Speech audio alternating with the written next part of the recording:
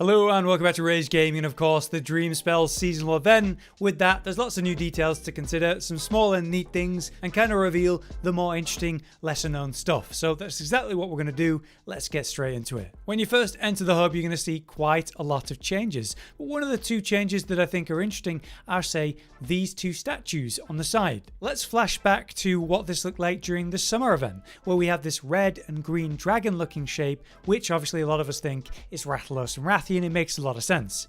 They also had the fireworks, which linked up to this concept. So we have that now with a bit of a change here, where there's kind of glowing lanterns. At daytime, they're not lit up, which gives us an easy way to look at the actual structure of it. But these lanterns essentially represent the event itself, alongside the flowers, obviously. I would say that the hub looks the best at night, because it is meant to be a darker, spooky theme anyway. It just lines up. On that note, we do have new fireworks at night. Sometimes when the diva doesn't show up, you'll have a fireworks display instead, and each one of these seasonal events has actually been unique. This one has the most going for it though, in terms of variety, from spooky cat faces, there's lots of like waving little ghosts in the air, there's the giant marionette or puppet style palicos, and some sort of like dark blue or purple bat, which I definitely don't recognize.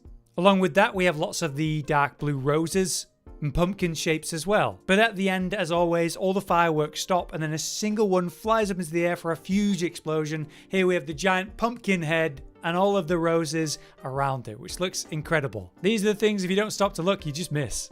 On that note, obviously we have the new diva song. Every new seasonal event, they've done a new song in the middle of the familiar ones. This one is actually one of the credit songs again, but this time from Monster Hunter 4, the Lonely Tune. This theme continues the theme of credit songs in general from previous games. Every time we've had a new credit song. Initially with Spring Blossom, we had the DOS credit song. Then we've got the Try credit song with the summer event. Now with the Halloween event, as it were, we have the credits from 4. So people are reasonably speculating that the Winter Festival is going to be our world's credit song. So expect that. However, speaking of songs, there's something new subtly added to the tent in this update. If you bring yourself to the tent settings menu, change the background music, something new is here. Cornerstone of the New World, the Astera theme song. Astera was the first main hub of World before Iceborne. This is interesting because they've introduced this in an update where we're looking at, Monster Hunter 4, not 5. So I wonder if this came a little bit too soon. Either way, it's there for you to have in your tent if you ever want it. Now for some more obvious stuff, but just with some extra context to them, we have, say, the new meal update, the Dreamspell Tea Time Stand, requiring your new Dreamspell vouchers, which obviously come from a few sources, like login bonuses or the bounties. But anyway, it does give you insurance meal, medic meal, and break time meal. Insurance is going to be great for harder stuff, Omega, iceshard, and udra. Medic meal is great, increase the amount of health you get from healing itself, obviously fantastic. Break time meal, not that relevant. Use the sit gesture, get a small temporary attack boost. Probably won't see use. But hey, as an extra meal, it's not bad at all. In which the meal is delivered by our new Palico workers. This time they're dressed up again, but in this case, dressed up as puppets, like marionettes, complete with strings attached that you can see floating from these, floating grips above them. That's just sort of missing the hands that control them. With what we're eating though, we're eating a very fancy, classic English afternoon tea set. All the sweets and layered plates and a lot of dough, alongside a very suspicious looking blue tea that changes colour when we interact with it. So I think this is a fantastic animation. I'm not sure if afternoon tea is the most spooky thing though, but hey, I'll take it. Another cool detail with the update is the temporary free updates to the outfits for your handlers. So for Alma, we have this incredible like witchy outfit, and I believe you can pay to keep these around like the usual ones. But Eric has his own one that kind of stands out. He's got a cattail. He's got a little satchel with, I think that's a cat inside of it. He's got like a ferret wrapped around his neck, and he's got these very pointy cat ears. And it kind of makes me think of that race from Final Fantasy XIV. Obviously, we've just had that collaboration. I wonder whether it was inspired by that at all. But it's weirdly unique, and a lot of people, more so than the summer event, are upset that we can't get these outfits ourselves. But we're not completely out of luck. Look at the incredible new set for this event. We have the old one, but we have the new Dreamspell outfit. This is fantastic. So many little details to look at. We have a unique knife that we'll look at in a moment, but look at that. There's a jar of moving eyeballs in that like lantern. The gloves have these glowing veins, which yes, you can recolor.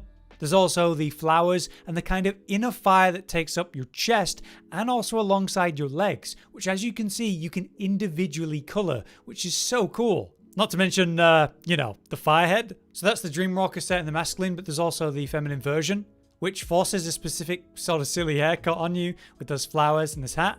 The difference between the gloves, though, as you can see, is that the masculine version has a slinger exposed, where the feminine doesn't.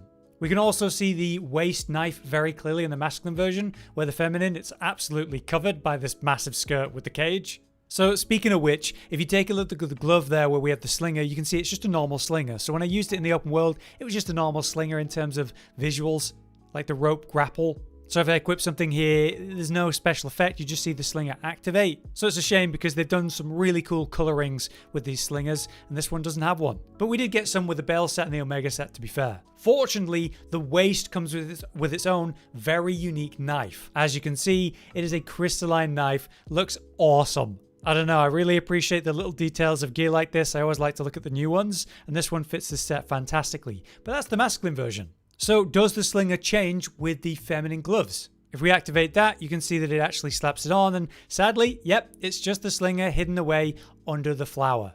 Then in regards to the knife, that does change. The feminine version is, it's not a knife.